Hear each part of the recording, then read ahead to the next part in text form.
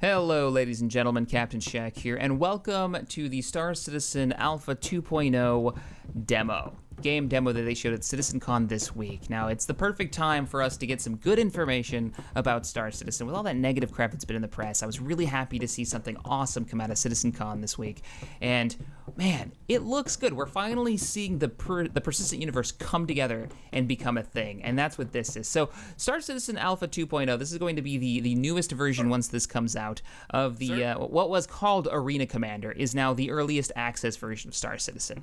We're aboard the station Port Olisar right now. Now, we've seen this port before. It's a large transit hub. This is where players are going to be spawning in to begin their adventure in the Alpha 2.0. There are 64 different spawning points, which are kind of like bunk rooms throughout the station. We're seeing this with a multiplayer server. So these are all players running around. I think there's like 8 people currently on the server, maybe more than that. I'm not 100% sure how many they had, but it's pretty legit. They just called up their ship, a Constellation and a Hornet. Now in the live demo they showed of this, the Hornet Pilot, I believe, actually got lost and went down the wrong hallway, which was pretty hilarious. But they're heading out to their ship now, and this right here, the fact that they've got this level of detail, they've got multi-crewed ships, this just blows me away. No AAA game has done this. This is impressive. Here's our Hornet Pilot. The Hornet is still my absolute favorite ship in the game. Just looking at it, I actually have the Hornet with the communications dish on the top of it, and they had a big post about electronic warfare and how you're gonna be able to pick up stealth ships and missions and all that a while back, which is pretty exciting. I don't remember if I did a video on that or not. I think I did. Anyways, so the idea behind this module, though, what makes this so cool is it's going to be bringing in all the elements that they've been able to build so far for Star Citizen. They're bringing into one big sandbox. They're bringing in the space flight, the EVA 0G gameplay, the FPS module, the social module, and new to it, missions. We're actually going to have a bunch of missions that are going to be inside this space, which is called the Crusader system. If you notice in the background there's actually a gas giant behind these guys that are loading into the Constellation. That gas giant is called, well, Crusader. Here there are 3 big space stations and something like, I want to say Chris Roberts said 6 or so of these communication relays. And these communication relays are being attacked by pirates. That's kind of like the mini story going on in this system. It's up to the players to take back these stations, fight off the pirates, and in doing so, they can find out about intel of other places they can explore. And it's a considerable number of places that you'll be able to explore in this alpha version. Now this will actually be a system that's in the persistent universe. So they're taking this one system and they're building out from it. They're building out the MMO from this sector, which is kind of a cool concept. We even got to see, and I will show it at some point, the new mapping feature and actually see on a map the universe laid out in front of you. So anybody who's been talking bullshit about how Star Citizen isn't getting anywhere and there's no actual development happening, well, here is live gameplay that they played on stage, multiplayer, for everyone to enjoy. I mean, it's hard, it's impossible if you're watching the development of Star Citizen not to see the progress that they're making. It's pretty damn impressive at a graphical level of a AAA game. All right, so now they're going into the game's version of a hyperdrive, really, is the way I want to say, like a hyperdrive jump. There's actually a name for it, and I wrote it down. Oh yeah. They have 2 different versions. They've got Super Cruise, which is what they're in now, which I love the blue-red shift, going faster than light. That's pretty damn badass. And they've got the Quantum version. Now, both of these, Super Cruise is like going, I think, in system between points, and then Quantum is going like the really long range. They're jumping again. There's the Hornet going into Super Cruise. This actually burns fuel, by the way. People were wondering how fuel was going to work. I think this is the one way that you're going to burn fuel. They said it's going to be Super Cruise and Quantum Cruise that'll be burning it. You'll have to go find repair and reload stations, but all right. And they're actually going to show one of those in this, a rearm, repair, and refuel station. But anyways, there's the comm station out there. We've got our Constellation that sees it. Our Hornets there. They picked up some bogeys. Time to get into the turrets. Time to defend your ship and your crew, because pirates are on their way. And this is exciting. So you got to take these communication relays to get the other points that are out there in the universe. So they're going to have a bit of a firefight. Now, hopefully we'll be able to see some of the damage modeling, because there actually is some built into this. You'll see that they'll take some damage that'll have to be repaired later on. And there was a firefight.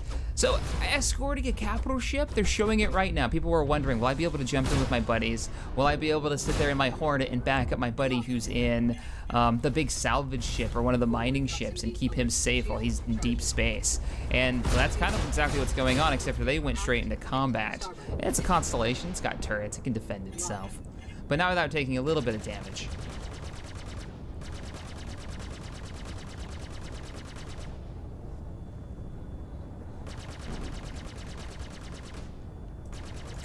From a technical standpoint, what's really impressive to me is how smooth the multi-crewed ship systems is working. The fact that people are walking around inside that constellation while it's turning and burning and making all these maneuvers.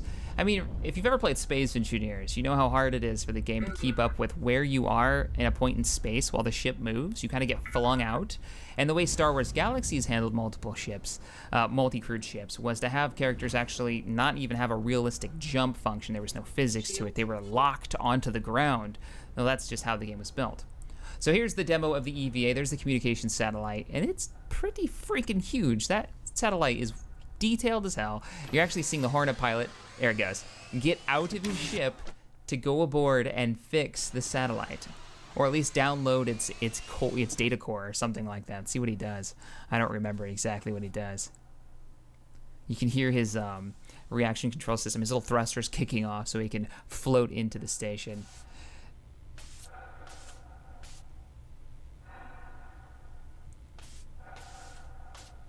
This has me so excited for stuff like salvage operations.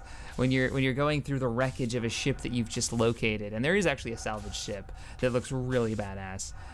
But you know, it reminds me of that moment in the StarCraft intro where you've got the guys heading out in kind of like the little mech suits. I'm heading towards the Delic spacecraft. I might have to put that in this video so you guys know what I'm talking about. I'm detached and moving toward the derelict spacecraft. He's now inside there. How, like even with the lighting, how creepy will it be to be in an alien station or something, exploring and trying to find that sweet loot or piece of technology you're gonna bring back and sell? I mean, a lot of games talk about immersion, but they never build game mechanics to support it. Really. I mean, I'll use the newest game that I've been covering on the channel, Battlefront. Battlefront is fun, round-based combat, but there's nothing persistent about it. There's nothing, I never learned how to drive an AT-AT. I never get to see the controls. I never get to go inside the ion cannon and download the data or use any of the objects inside. It's just one gameplay feature, combat. First-person shooter, third-person shooter, all you're doing is trying to kill each other. Where Star Citizen opens it up to having a crew and exploring a universe, and that's the thing that has me so excited. Now, we didn't actually get to see this, I don't think, in the live demo, so this is the first time I've watched this. I watched this live when it was put out on Twitch. I watched it a little bit kind of half on and off while running on my second monitor. When they put it up on YouTube, the quality wasn't really there. But to watch it in 1920 by 1080 in HD, oh man. And I'm seeing other people's perspectives of the same demo. You can actually see now the constellation has fumes coming off the side of it on the right-hand side. That's from the battle damage. I don't know if they like nicked one of the tubes on it or something, or if it's venting atmosphere, but you can see that there is damage coming off of it. And later we'll be able to see some drones actually repair the ship, which is pretty cool. I mean, this is the one thing that I wanted so badly from EVE Online. I love the idea of a science fiction game where I have a spaceship, I can explore the universe, I can do all kinds of different roles in that universe, but I don't want to be a spaceship. I want to be a person who gets to walk around them and touch the buttons and look at all the things from a human's perspective. And that's what EVE didn't have for me. Also, the combat drove me batty. It was so boring. It was 99% boring and 2% really, really exciting. And this seems to be exactly what I always wanted in a space sim. That freelancer, sandbox, super detailed and immersive experience. And Chris Roberts seems to look like, it looks like he's delivering in this last video, with bringing all the elements they've been working on together. All right, so they're jumping up. There's their quantum drive. Now this is the faster version of the Super Cruise, where you can't actually turn.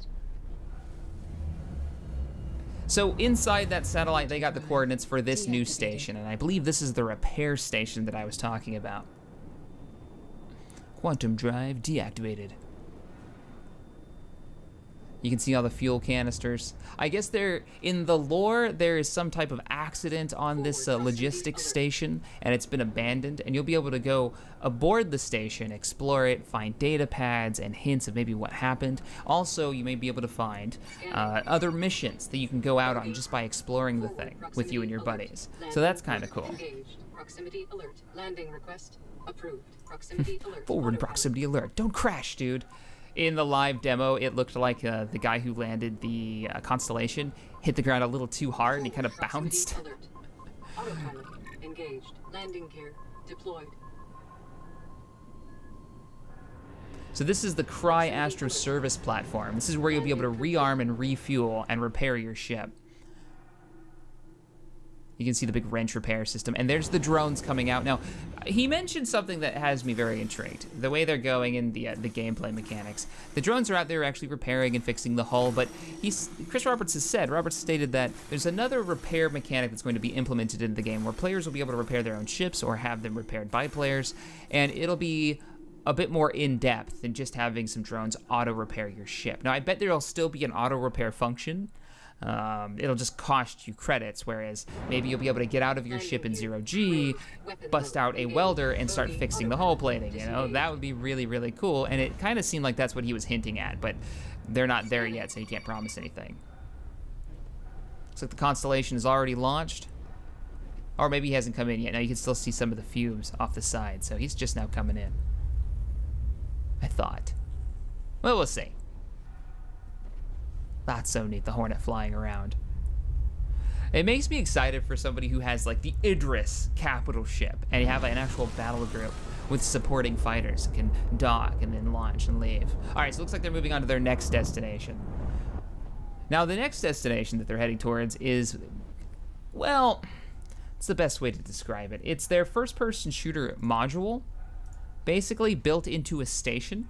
You'll be able to go there, and it's the test bed for the first-person shooter gameplay. Quantum drive activated. Quantum drive deactivated. So welcome to the security outpost. What is it? Korea? Karia. That's right, Karia. So this is security outpost Karia. It's an unused security station that's basically designated as the FPS test zone where players can fly to it and get into small arms fight. There's actually weapons inside. There they go. They're about to land now, which of course in the demo they are going to get into a firefight. Landing request approved. A landing request approved. You can actually see the pilot in the seat. The gunners have all left their chairs as he's coming into dock. I guess it's more like a landing than a docking. Now, eventually they want to have NPC pirates, maybe inside the station that you and your buddies will have to fight through. Maybe there'll be actual players there. In this case, for the demo, they actually had players there. They had another team that was on a set of computers, I believe to like the right-hand side of the monitor of the actual show, and they kind of ambushed the players who got here off the Constellation. Now, this part wasn't scripted. Whoever won the battle, is what it seemed like. So Chris Roberts said it wasn't scripted. See the Constellation dropping down its landing gear. The detail on the cargo sitting there, whatever those things are. Oh man, it just looks so good. Get on the elevator quick, we're leaving.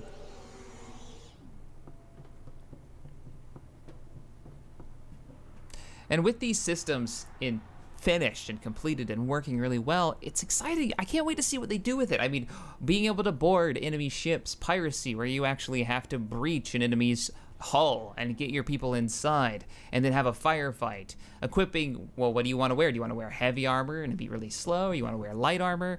What kind of person are you going to make? What kind of character are you going to play in the universe? And with all this stuff built into it, man, I mean, the work they're doing on this engine is just fantastic. Is he going to just stay in the Hornet, or is he going to join his boys? Now, of course, we're seeing this from multiple perspectives. So you're gonna see it switch through and through.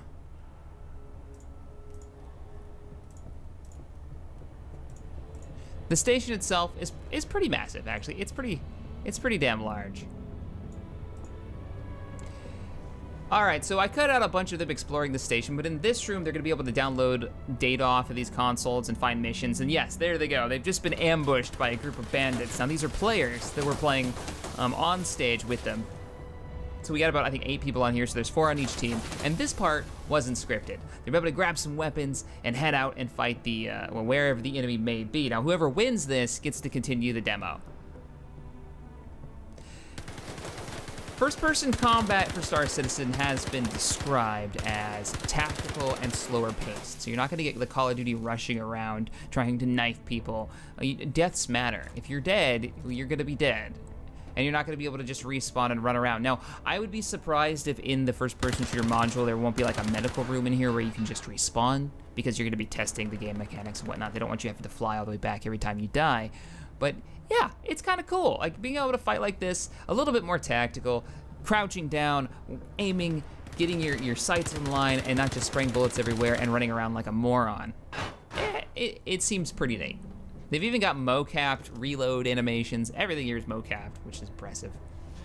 There's actually a whole video right now on the Star Citizen website about the motion capture technology they're using, and they have the first few minutes of Squadron 42 where you get to see character expressions, mo-capture. There's a speech given by, oh man, Gary Coleman.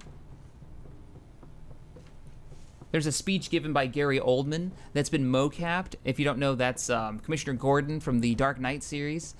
That is fantastic. He's playing, is he playing a senator or a general? I don't remember off the top of my head, but it's raw. It looks so good. The introductory part, though, of Squadron 42, where they're giving you a tour, they did a video of this, where your character is being given a tour of the Idris, and you're meeting the crew members, and you get to see like how much of the script writing, how well that's gone, and the actual professional voice actors that they've got all mo-capped into the game, really kind of brings it all to life. And the fact that players are going to be able to have an Idris just blows my mind, because the tour, it shows how large this ship is. It's just incredible.